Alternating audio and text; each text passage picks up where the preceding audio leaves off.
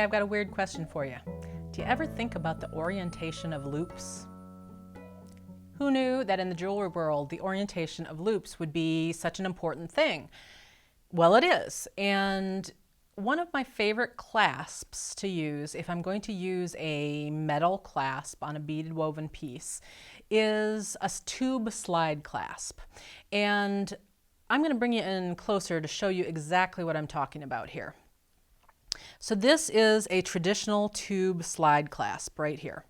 And the reason it's called a tube slide clasp is, first of all, obviously it looks like a tube, right? Secondly, the two pieces slide apart like so. And so it is a very secure clasp, and that's one of the reasons I really like it. So there's a little channel right here that these loops will slide into, and then you slide it down, and then, you know, that clasp closure is not going to come undone anytime soon. It's a really secure one. The other thing that I really like about it is that it is small. It's a small footprint. So your beadwork is going to be the star of the show. Your clasp is not going to take up 1.5 inches, 2 inches of your bracelet length. This is almost non-existent. But notice how these loops on the traditional tube slide clasps are flat. The problem with that is when you are attaching beadwork to this clasp, the holes on your beads are horizontal. Where you need to go into these loops is vertical. So when you create a loop into one of these round little attachments here, it's going to end up kind of torquing. It's going to be, because you're going from the side down and then into a side again. So it's kind of at an angle. And it's not a huge deal, but it's not the most beautiful loop attachment that you make here. Well, guess what? I've got something new for you. Instead of using this loop with these this clasp with these horizontal loops, look what I have now. This clasp has vertical loops. So the orientation is different. See? Here, it's at a 90-degree angle. So now when you attach this piece, I'm going to just show you with this slightly smaller one. When you attach this, your thread is going to come out of the side of this bead, and you'll go straight into the loop from the same side angle and then back into the bead again. And it makes for a much more beautiful closure. This is one that I actually did this morning. I put this clasp closure on, and so you can see that the beads are all oriented nice and flat here, and it is a beautiful closure to use. And it makes such a difference in how your finished piece looks and how it lays. I mean, that's the other big thing, is how it lays. Because if I'd used a more traditional closure on this, these beaded loops would be kind of sitting at an angle all along here. It's one of those subtle differences, but when you're a bead weaver and you're used to looking at your pieces really small in a close-up manner, it makes a huge difference. So let's talk about how you use these. Well, actually, let me go back. I'm going to talk about sizing. These come in, let's see, put them in order here, in 2-loop, 3-loop, 4-loop, and 5-loop. They come in, this is the gold plated. It is a base metal with gold plating. They also have a silver plated, and there is a copper plated. I am begging Beadsmith, who is the supplier for these, I'm begging them to come out with a sterling silver and a gold filled version of these. So, because I would love to have an actual metal, you know, a sterling silver version. But I don't know if that's going to happen or not. I'm trying. I'll work on it. I'll keep asking. But in the meantime, we at least have these plated versions. So I carry all 4 sizes in all 3 finishes at jillwisemandesigns.com. I will pop a link up for you to go shop to get these if you so desire. You know about that little eye up in the corner, right? So when I say I'm going to pop a link up, the eye will pop up on the screen and it'll tell you what it is. It disappears after a little bit, and if you need to get to that link again, if you're on your mobile device, you'll just have to tap the screen and it'll make that eye pop up again, and then you can tap the eye. If you're on your computer, all you have to do is hover your mouse over the screen and then that eye will pop up again. That's a question I get quite often from people. Okay, so let's talk about how you're actually going to attach your beadwork to these clasps. It's really easy, and so you probably don't even need the demo, but I'm going to do it for you anyway. I created this little piece of peyote strip. This would be a common thing that you would use for it. I put my little craft optics glasses on so I can see perfectly while I do this. One of the things that you're going to do when you're getting this is kind of to figure out the sizing. So I kind of I was trying to decide between the 2 loop to attach this to or the 3 loop. Where'd the 3 loop go? Here's the 3 loop.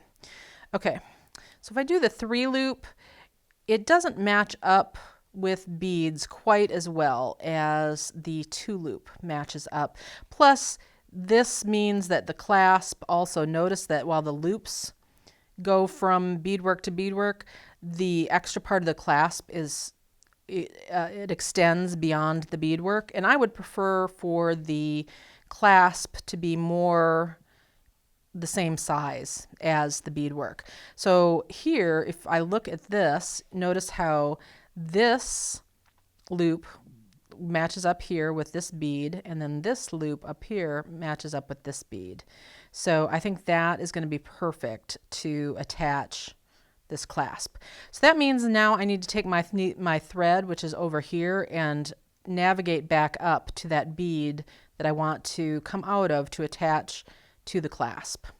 So I'm going to turn around, and I beaded this pretty tightly, and it's delicas. So sometimes you can manage to get through multiple delicas at a time, but what I have started doing instead, because I found myself getting frustrated quite often, is I started just moving 1 bead at a time through the delicas.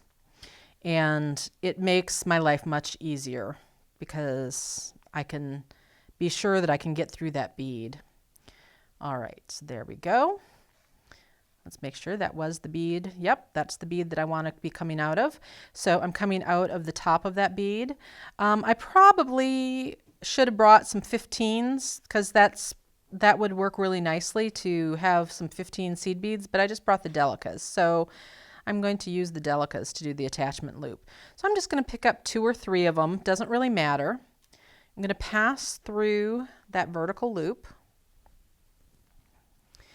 These delicas are big enough that they will travel through, the loop is big enough that the delicas will travel through that loop.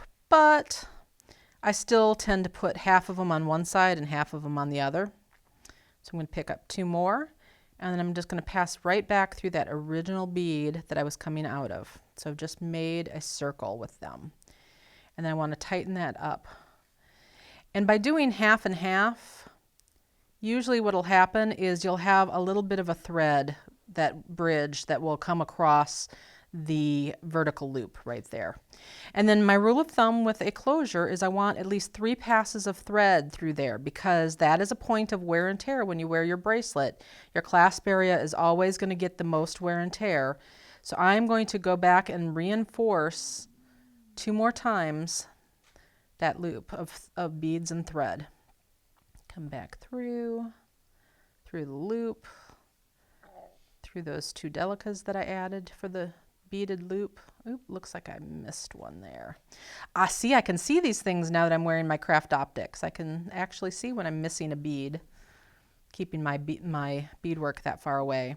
I'm not really freaking out that there's a little bit of thread showing there because I'm about to tighten it all up a little bit right here. That's the other benefit of doing these reinforcement passes. See how that tightened up nicely when I did that? Then I'm going to want to reinforce 1 more time. and go through these beads, the other half of that beaded attachment, back through the bead I originally came out of. So that's my third pass, because I did 2 reinforcement passes plus the original pass that just added the beads. So now I'm going to move over to the next bead where I'm going to do the attachment. And so that just means passing through the beadwork to get there. And like I said, when I'm dealing with these delicas and I've been kind of working nice and tightly, it's just easiest to do it one bead at a time.